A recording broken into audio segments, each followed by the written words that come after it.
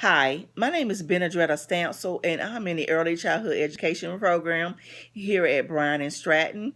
And I'm going to be talking about wellness, how we promote it from day-to-day operation to age appropriate to what I want the children to learn once they leave this facility.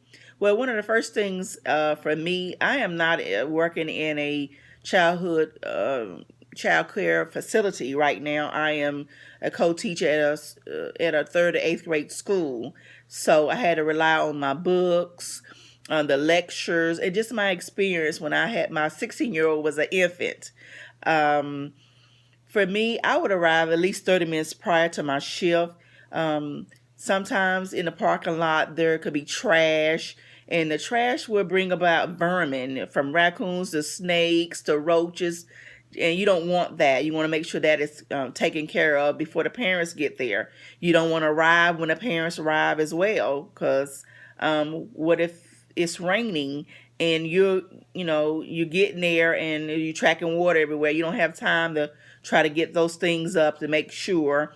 And then not only that, you want to make sure the facility is ready for the children to come in. You want to make sure those toys have been sanitized. Those items got to be put away. So you want to leave you enough time to be proactive instead of reactive. So I would encourage that. As parents come into the door, that's a good time right there to go ahead and engage them, and it starts with having a good rapport with them. It's like, hey, how was little Johnny? How was little Susie? Did they sleep well? Did they eat well? Is any concerns that we need to address or have in conversation about your child? And as a parent is telling you, you go ahead and visibly scan and look at that child. You go on that mental list and say, hey, okay, is little Johnny, little Susie, are they sneezing? Are they coughing?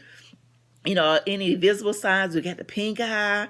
What's going on with them? We want to make sure that they're okay and they're well enough to be able to come into the facility, because you don't want to make other children sick as well. Okay, I'm not saying you say those things out loud. You don't say them out loud. You're just doing a mental check because you gauging a parent and checking out the child at the same time. And then you can also have those little, I call them little cards. So when a kids come in, they can move their clip. Little Johnny, how you feeling today? He can go move it on happy face or sad face, and that way we'll know what's going on with little John. He may not want to talk that time in the morning. He may come up and say, hey, I just had a bad dream, Mrs. S, and then we know what's going on with little Johnny. Another thing that I want to discuss is age appropriate wellness. Of course, like infants to preschoolers, the care is going to be different. The safeguard is going to be different. For instance, for an infant, if they come into the center and they are in a carrier or car seat, you have to take those things off. They take them out of the carrier, take their jacket off. If it's cold, take those things off. Okay, but for a preschooler, his or her responsibility can be taking off their jacket, putting their book bag away, moving their clip, the happy, the sad, to whatever the case may be. So you can ingrain that in them as well. Infants in preschoolers, as far as play, it's different too as well.